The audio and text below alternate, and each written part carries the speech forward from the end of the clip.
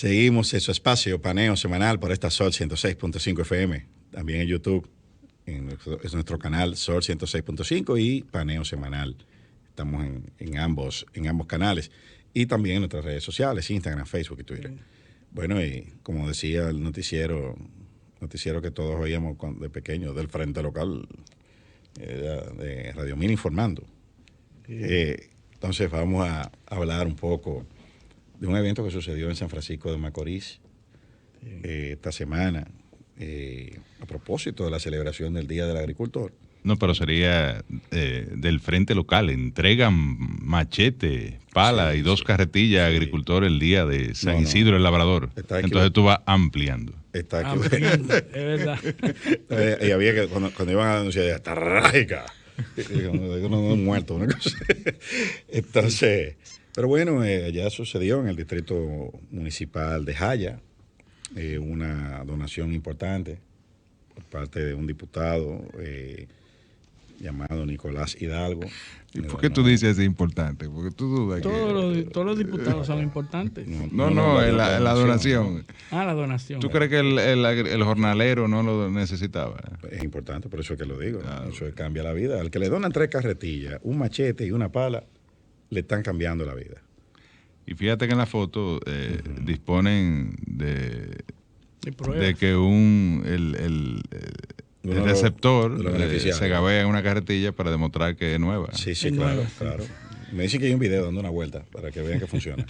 3 videos. Las cosas del país. Bueno, estuvieron presentes en esa actividad porque fue un público muy selecto del distrito municipal de Jaya. Estuvo el reverendo Rafael Tavera, alias Felo. Estuvo también el alcalde de la comunidad, Rafael Espinal, alias Pin. Estuvo ahí, pues nadie sabe si se llama Rafael Espinal. Entonces, Pin. Sí, Pin. Si no pone Pin, no sabe que, que ¿Cuál será el Pin que él usa para abrir su celular? Entonces, también estuvo el director regional de salud, así como algunos regidores. Fíjate que los regidores no lo mencionan, están en la escala un poco más baja de importancia. Pin, los importantes son ahí el reverendo, Pin y el director regional de salud. Bueno, Eliseo, pero yo creo que, déjame ayudar al diputado. Ayuda, necesita ayuda, creo que sí. Fíjate, ese era el día de San Isidro el Labrador, sí. Que realmente es un santo asociado a la agricultura. Sí. Claro, quita el agua. Yo pienso que efectivamente él le quita el agua y pone el sol. Te pone carretilla. Yo creo que una manera de celebrar ese día, algo simbólico, fue la donación de esos equipos. Muy simbólico. ¿Qué simboliza eso? Bueno, realmente... ¿Qué simboliza que te donen? Puso su dinero para un machete, 3 carretillas y una pala. Eso simboliza muchas cosas. No, pero también hay un lado trágico y es que se juega un poco con la necesidad de la gente, ¿no? Creo que sí. Y es parte de la cultura clientelar que ha estado presente en la política dominicana. Los diputados y se dan situaciones que como esta, que tú la presentas como un elemento, ¿verdad? Lo caricaturiza muy bien, pero realmente... Penoso. Digamos que es penoso que en lugar del Estado, que sea el que deba resolver este tipo de situaciones, y también se da por la ausencia del Estado en el tema de darle los elementos mínimos a los agricultores que tienen la necesidad de ese apoyo, ya sea a través de financiamiento o lo demás, para contar con los equipos básicos que le permita desarrollar su labor agrícola. Entonces, todo es parte de una realidad que se vive en muchos pueblos de la República Dominicana, y te lo digo yo que soy un senador de una provincia muy pobre, no como San Francisco de Macorís, que es una provincia digamos bien posicionada en términos socioeconómicos con relación a las demás, sino que Barahona es de las más pobres de la República Dominicana, que realmente... Si vamos del 1 al 32, Barahona está en el lugar 25. Cual es bastante grave. Lo cual es grave. Entonces, realmente se dan todo este tipo de situaciones por la ausencia de la acción pública, y que esto ha derivado en una cultura de clientelismo y figuras como los legisladores, pues caen en este tipo de situaciones. ¿El barrilito sirve para eso o no? ¿Para qué sirve el barrilito? Bueno, yo siempre he dicho que esos fondos, que es el Fondo de Solidaridad, yo no sé por qué tú le llamas así, porque nadie lo llama así. No, sí, pero es evidentemente una referencia peyorativa.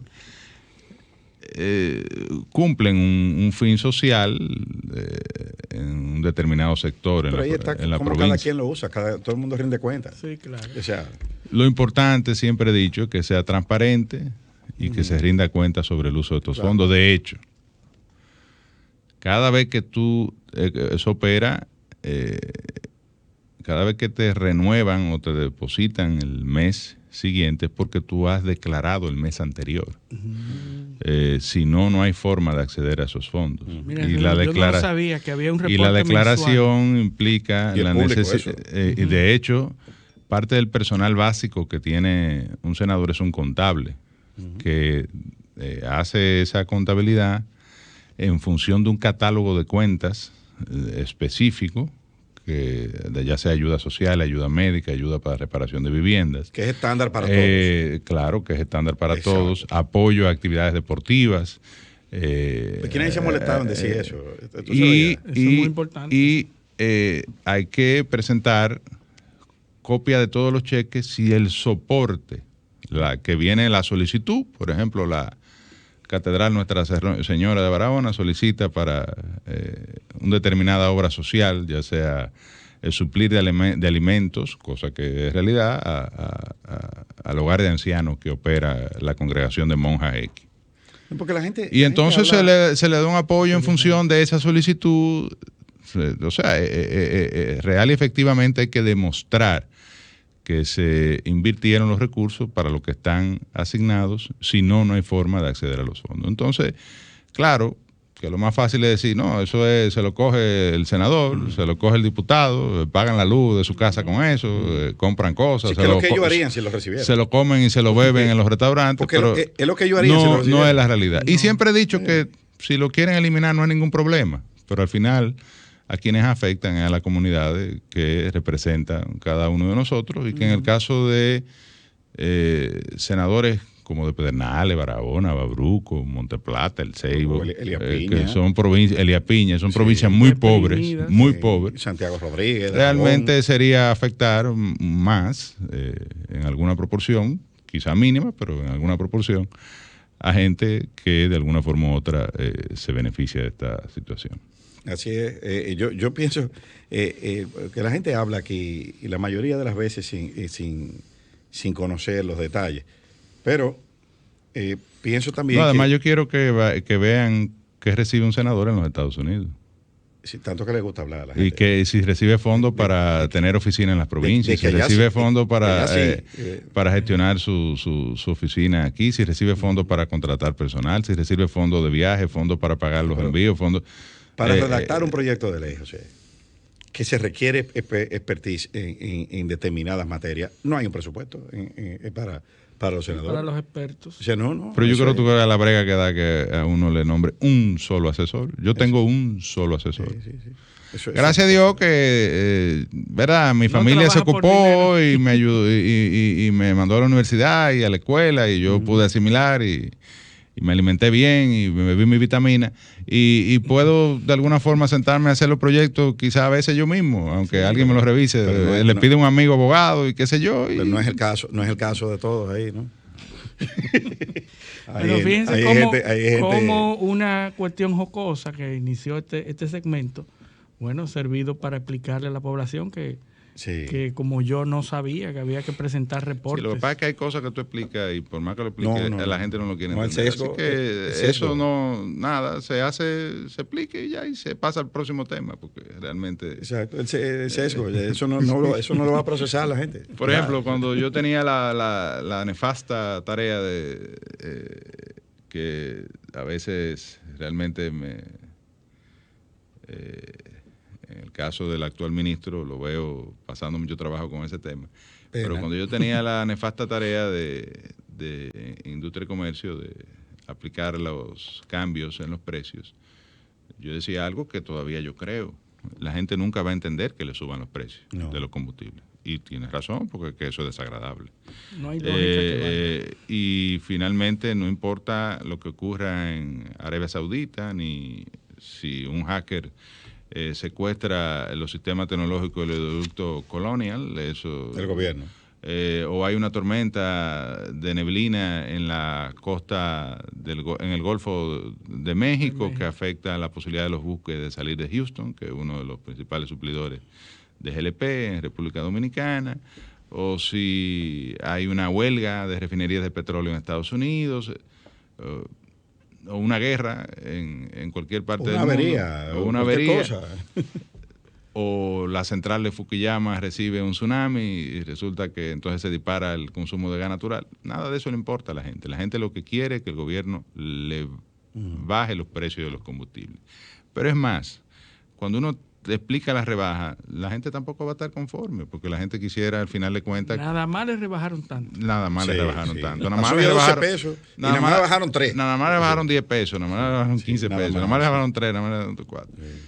No, te dicen, se ve todo lo que se están ganando, que le bajaron 10 pesos. Y los impuestos son los mismos, los impuestos son los mismos. Bueno, hay un ad valorem que fluctúa en función del valor, pero el interés del gobierno es tener el mejor precio posible, eso es lo que da popularidad y el ministro sería una de las figuras más queridas si lograra regalar la gasolina en República Dominicana. Sin embargo, eso nunca va a ocurrir, porque lo que decía ahorita, también hay una gran proporción, que en el caso de las gasolinas, por ejemplo, casi más del 60% del precio, que es impuestos. Y el dinero que dice Antonio Marte, que no sabe dónde se fue. Bueno, no, pero ya eso, eso se explicó. El exministro Donald Guerrero explicó perfectamente con cifras dónde, o sea, cuál es el monto primero real de eso y, o sea, en qué cuenta presupuestaria, o sea, cuál apropiación de fondos corresponde y que están ahí. Pero mira, no sé si pasó con eso, yo no conozco en detalle. Sin embargo, la mayoría de esos fondos que se crean, el Fondo de Estabilización ante Desastre Natural, el Fondo para la renovación de la flota vehicular, el Fondo para el impulso del desarrollo tecnológico, no tienen un centavo, están todos quebrados. Quebrados me refiero a que están cero, a pesar de que tienen leyes especiales que le transfiere fondos. ¿Por qué? Porque las necesidades del presupuesto están por encima de alimentar un fondo para cuando haya un desastre natural. Y hay una dispensa en las leyes de presupuesto. Se dan dispensas cuando viene el presupuesto del Congreso Nacional. Hay una serie de letritas pequeñas que yo le llamo la letra pequeña de los contratos, que son las disposiciones finales que están en el presupuesto, que disponen cómo se van a manejar esos recursos y en caso de que se hayan manejado sin una directriz por una razón X, ahí mismo se resuelve también los fondos que se manejaron, o se resuelve un fondo en un presupuesto complementario. Como va a pasar aquí se está violando la ley de presupuesto porque no se está invirtiendo el dinero destinado a inversión de capital. Hay una subejecución de más de un 60% no solo eso, de esa partida. ¿Y qué va a ocurrir? Bueno, viene un presupuesto complementario y ahí se va a corregir. No, ¿tú sabes cómo va a venir eso? Hay una estimación de ingresos de venta, o sea, de venta de activos en ingreso de capital por 87,000 millones, que eran los activos del sector eléctrico. Claro, pero ¿dónde está ¿Dónde están los 87,000 millones? ¿Dónde está la venta de los activos? No, ese proceso no se ha producido. Ni siquiera se está. ¿Tú sabes cuánto ha sido el ingreso de capital? 1% de lo presupuestado. Por eso. Entonces ahí ya tú tienes la excusa perfecta para tumbar la partida de gasto de capital. De hecho, esta semana, la publicación, la partida de gasto de capital de 123,158 millones de pesos que había presupuestado, va en un nivel de ejecución de 18,322 millones. Vimos una entrevista con el presidente Abinader esta semana donde él anunciaba una serie de proyectos y de obras que se van a concluir, que están en proceso. Pero lo que está diciendo esta ejecución presupuestaria es totalmente divorciado de lo que dijo el presidente Abinader. Por ejemplo, en la partida de construcciones en proceso, de 30.479 millones de pesos que había presupuestado, al 14 de mayo, o sea, la semana pasada, habían desembolsado apenas 2.412 millones. O sea, no hemos llegado todavía ni al 10% de esa debieron haberse ejecutado más de 40.000 millones y se han ejecutado 14.000.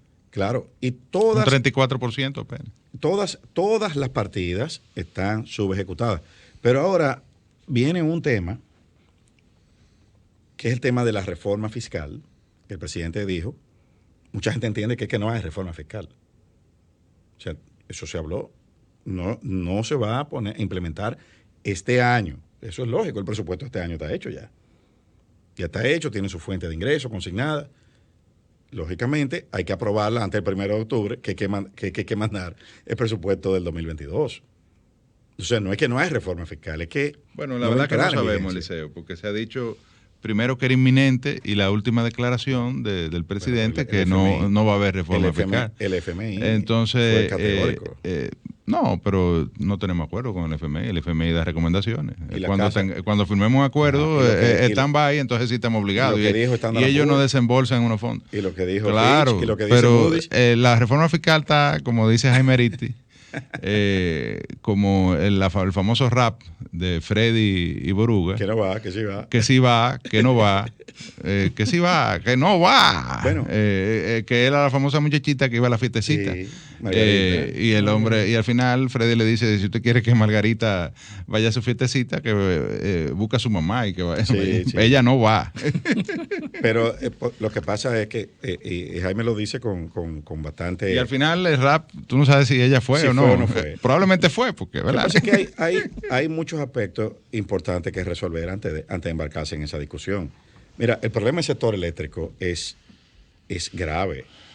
O sea, eso es grave, señores. Bueno, ya le costó la cabeza a un administrador de EDT. Eso es buscando la fiebre en la sábana. Mira, las transferencias, para que tú veas, en transferencias corrientes, al 14 de mayo, el gobierno había otorgado 90.767 millones. Pero al 31 de marzo, de eso, que me imagino que esa partida iba más baja, porque esto es en mayo, estamos hablando de marzo, primer trimestre del año, ya la CDE, en transferencia corriente, había recibido 8.273 millones de pesos. O sea que esa partida ahora mismo debe ir sobre los 10.000 millones de pesos. Debe ir como en 12.000 millones para llevar la secuencia. Si tú estás hablando de que 13% más o menos de las transferencias corrientes del gobierno se están yendo a la CDE.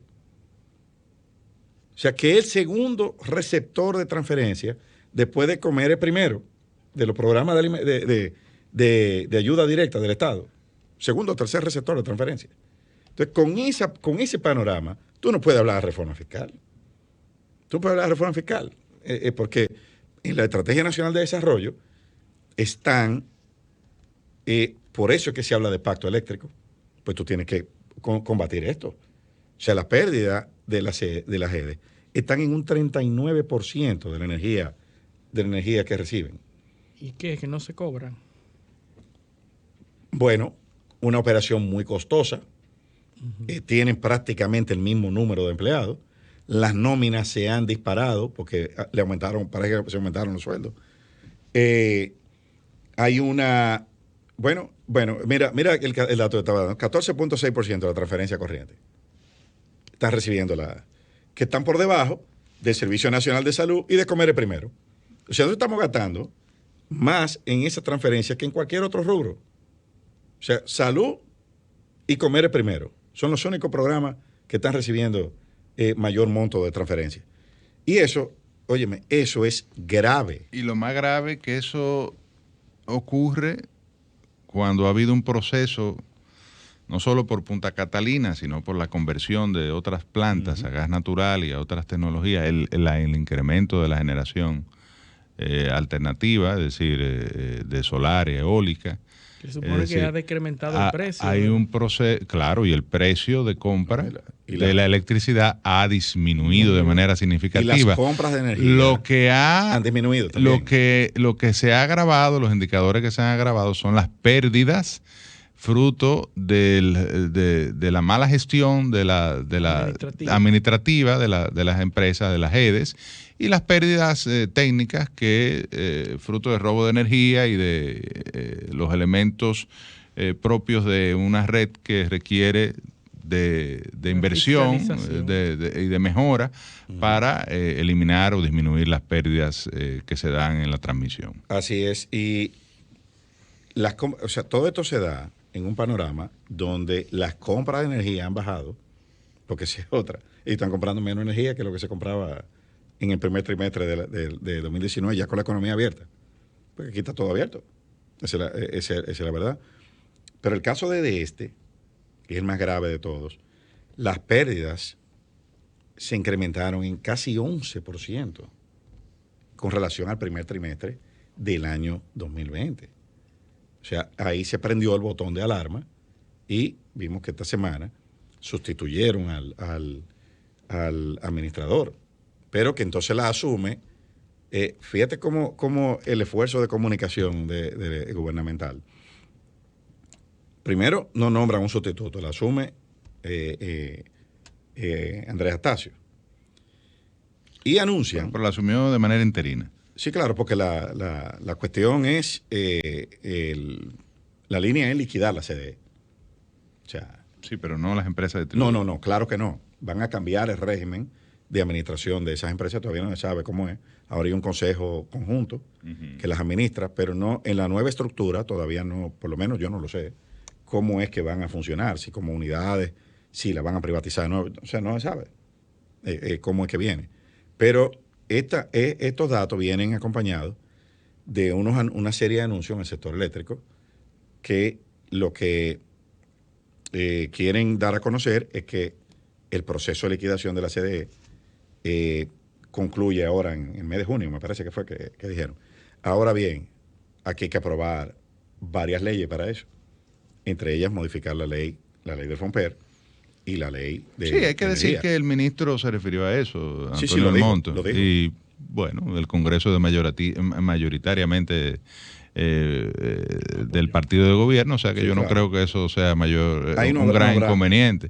Y de hecho ya hay una legislación que se aprobó en el gobierno de Danilo, donde se da un plazo de 5 años para la eliminación, el desmonte y eliminación de la Corporación Dominicana de Empresas Eléctricas Estatales ante la creación en el año 2013 del Ministerio de Energía y Minas, que fue un desguace de una atribución que antes estaba en el Ministerio de Industria y Comercio, pero que en materia de energía el Ministerio nunca, digamos que ejerció, porque la CDE siempre se vio como una entidad que prácticamente era el Ministerio de Energía de la República Dominicana, a pesar de ser una compañía del sector eléctrico, o una empresa, en este caso estatal, del sector eléctrico, que en algún momento pues también fue limitada cuando, por ejemplo, se privatizó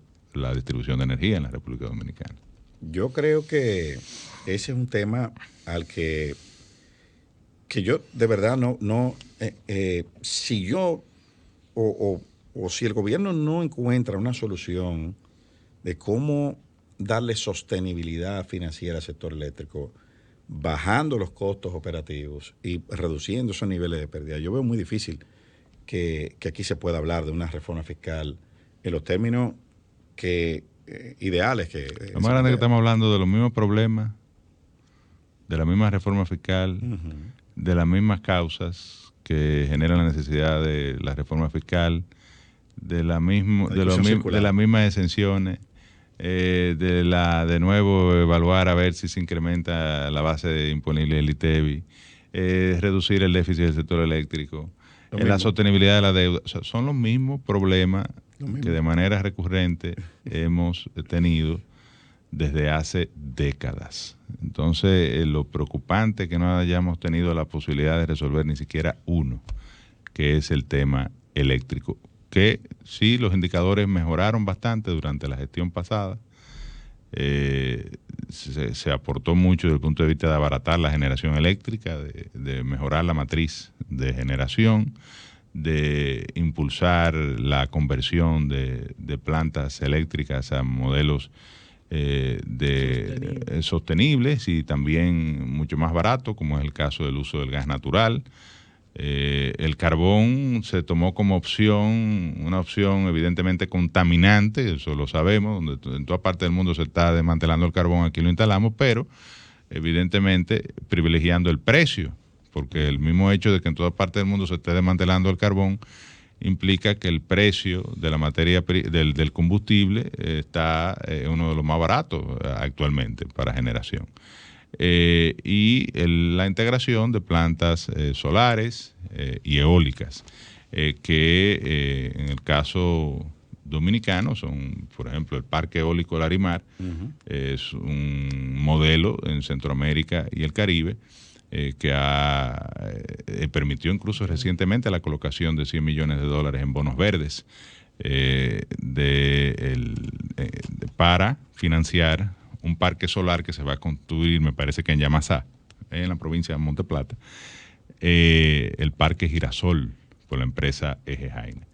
Así que yo espero que este gobierno ojalá pueda planificar y desarrollar e implementar un plan de rescate del sector eléctrico que resuelva este tema o que mejore los indicadores, porque lo que ha sucedido es que desde este gobierno llegó los indicadores de gestión de las empresas, de las 3 empresas eléctricas, han caído de manera estrepitosa. En algunos casos por encima de 10 puntos los déficits. En el caso de este creo que pasó de 41 a 51 las pérdidas operativas. Bueno, y hay una pequeña luz en el horizonte también con el tema de la inflación, siguiendo, ¿no?, el tema económico. Los precios de algunos commodities han comenzado ya a bajar en los mercados internacionales. El maíz, la soya, el trigo, ya tienen una tendencia. Que eso es, tú acabas de mencionar la leche, el pollo, el huevo, sí, y la carne. Exactamente. Porque aquí lo que hacemos ensamblar animales. Se ensamblan los animales y los productos, y por vía de consecuencia la leche y el huevo, ¿verdad? ¿Y por qué lo ensamblamos? Bueno, porque básicamente el mayor costo de producción es el alimento, y el alimento es importado totalmente. Entonces hay ya rebajas importantes, y la tendencia parece que se mantendrá hacia la baja en los mercados internacionales, y ojalá esto se por lo menos detenga la espiral inflacionaria. Yo dudo mucho que los precios bajen aquí, pero por lo menos dejan de subir, que eso es ya un alivio para los consumidores, porque la realidad era que estaban sometidos, las demandas de granos sobre todo, estaban sometidas a una presión muy fuerte por el incremento de las compras de China, que compró unas cantidades de maíz, de inventario de maíz, de soya y de trigo importantes. Entonces, eso aumentó el precio. Y, lógicamente, eso se tradujo en mayores precios de importación. Pero parece que eso se va a normalizar en el mercado. Algunos productos pues, van a experimentar, están experimentando un poco de alzas, como la carne de cerdo, pero ya eso es coyuntural, estacional. Lo importante es que las materias primas han empezado a bajar. Así que bueno, con esta ya lo dejamos hasta aquí por este sábado, agradeciéndole a nuestros teleoyentes y televidentes su sintonía, y decirle que con el favor de Dios los esperamos por aquí el sábado próximo en Paneo Semanal. Hasta entonces. Un paneo con habilidad.